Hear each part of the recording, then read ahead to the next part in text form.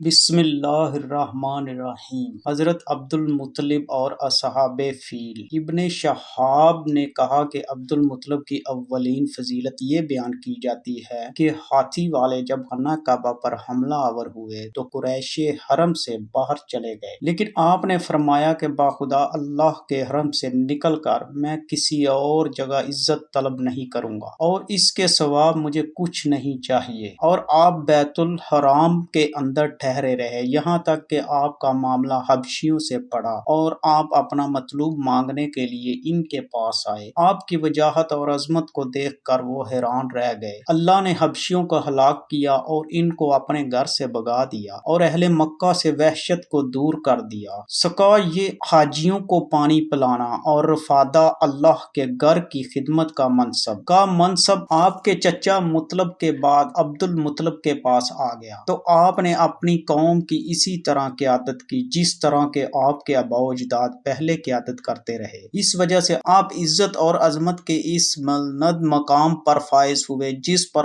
آپ سے پہلے کوئی نہ پہنچ سکا۔ قوم نے آپ سے بہت محبت کی اور آپ کو بہت عزت دی اور آپ کی رہنمائی اور خبرداری پر پورا اعتماد کیا۔ اور فتادہ دور جاہلیت میں قریش حسم توفیق اپنے عطیات جمع کر کے اس سے غلہ وغیرہ خرید کر نبیذ تیار کرتے اور موسم حج میں آخر وقت تک لوگوں کو کھلاتے پلاتے۔ عبد المطلب کی نظر اور بیٹے کو ذبح کرنا۔ نبی پاک صلی اللہ علیہ وآلہ وسلم نے فرمایا، میں دو ذبحوں کا بیٹا ہوں، مراد اسماعیل علیہ السلام اور آپ صلی اللہ علیہ وآلہ وسلم کے والد عبداللہ۔ یہ واقعہ طبرانی نے حضرت عبداللہ ابن عباس رضی اللہ تعالی عنہ کی روایت سے ذکر کیا ہے کہ حضرت عبد المطلب نے نظر مانی کہ ان کے 10 بیٹے ہوئے، ان میں سے ایک کو قربان کر دیں گے۔ جب 10 بیٹے پورے ہوئے تو آپ نے قرعہ اندازی کی تو قرعہ حضرت عبداللہ کے نام نکلا جو عبد المطلب کو سب سے زیادہ پیارے تھے، تو آپ نے دعا مانگی، یا اللہ یہ بیٹا قربان کروں یا 100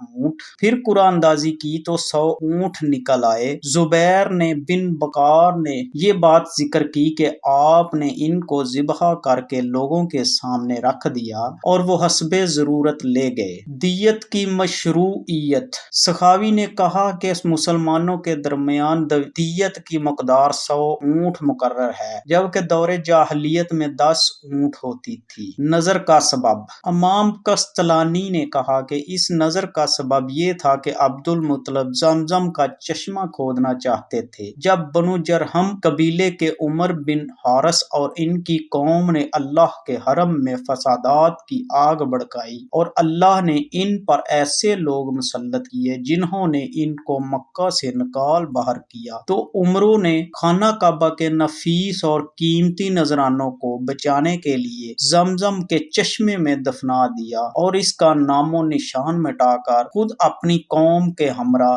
یمن کی طرف بھاگ گیا۔ اس کے بعد زمزم لوگوں کی نظروں سے اوجھل رہا، یہاں تک کہ عبد المطلب کو خواب آیا اور انہوں نے ان پریشانیوں کے مطابق اس چشمے کے اوپر سے پتھر ہٹا کر اسے ظاہر کیا۔ قریش نے ان کو منع کیا اور ان کے بیوقوف لوگوں نے ان کو اور ان کے بیٹے حارث کو بہت اذیت دی۔ اس وقت ان کا ایک ہی بیٹا حارث تھا، تو آپ نے نظر مانی کہ اگر 10 بیٹے میری مدد کے لیے پیدا ہوئے تو میں ان میں سے ایک کو اللہ کے راستے میں قربان کر دوں گا۔ پھر عبد المطلب نے زمزم کا چشمہ کھودا اور یہ ان کے لیے باعث عظمت و عزت ہوا۔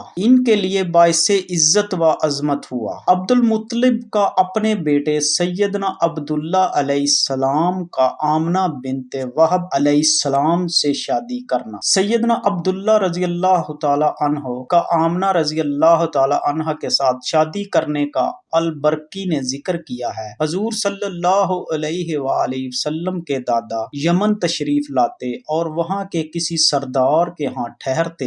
ایک بار جو تشریف لائے تو میزبان سردار کے پاس اہل کتاب کا ایک عالم تھا۔ اس نے کہا، مجھے اجازت ہو تو آپ کی تجارت کی تحقیق کروں؟ آپ نے فرمایا، غور کریں۔ اس عالم نے کہا کہ میرے خیال میں نبوت اور حکومت 2 منافوں میں آئے گی، یعنی عبد المناف بن قسی اور عبد المناف بن زہرہ۔ جب عبد المطلب واپس آئے اور اپنے بیٹے کی شادی سیدہ آمنہ رضی اللہ تعالی عنہا بنت وہب بن عبد المناف بن زہرہ بن حمزہ سے کر دی۔ کعب احبار نے کہا اللہ تعالیٰ نے اسی وقت سے سیدہ آمنہ رضی اللہ تعالی عنہما کو ایسا عظیم نور، چمک، وقار، جمال اور کمال عطا کیا جس کی وجہ سے ان کو قوم کی سیدہ کہا جانے لگا۔ حضرت عبداللہ کی دونوں آنکھوں کے درمیان سے نور کی شعاعیں اس وقت نکلتی رہی جب تک اللہ کے حکم سے وہ نور سیدہ آمنہ رضی اللہ تعالی عنہما کے بطن اطہر میں منتقل نہیں ہو گیا۔ بہقی نے الدلائل میں امام زہری سے یہ روایت بیان کی ہے کہ سیدنا عبداللہ رضی اللہ تعالی عنہ قریش کے حسین ترین نوجوانوں میں سے تھے۔ عورتوں کی ایک جماعت کا ان کے پاس سے گزر ہوا تو ان میں ایک بی بی نے کہا، اے قریش کی عورتوں، تم میں سے کون ہے جو اس جوان سے شادی کر کے اس کے نور کا شکار کر لے جو اس کی آنکھوں کے درمیان چمک رہا ہے؟ سو بی بی آمنہ رضی اللہ تعالی عنہ نے آپ سے شادی کر لی اور حضور صلی اللہ علیہ وآلہ وسلم کا حمل آپ کے بطن مبارک میں ٹھہر گیا۔ ابن عبد البر نے یہ روایت نقل کی ہے کہ جب سیدنا عبداللہ رضی اللہ تعالی عنہ نے سیدہ آمنہ رضی اللہ تعالی عنہ سے شادی کی تو آپ کی عمر 30 یا 25 سال اور بعض نے کہا کہ 18 سال تھی۔ السخاوی نے کہا کہ یہی زیادہ رائج قول ہے۔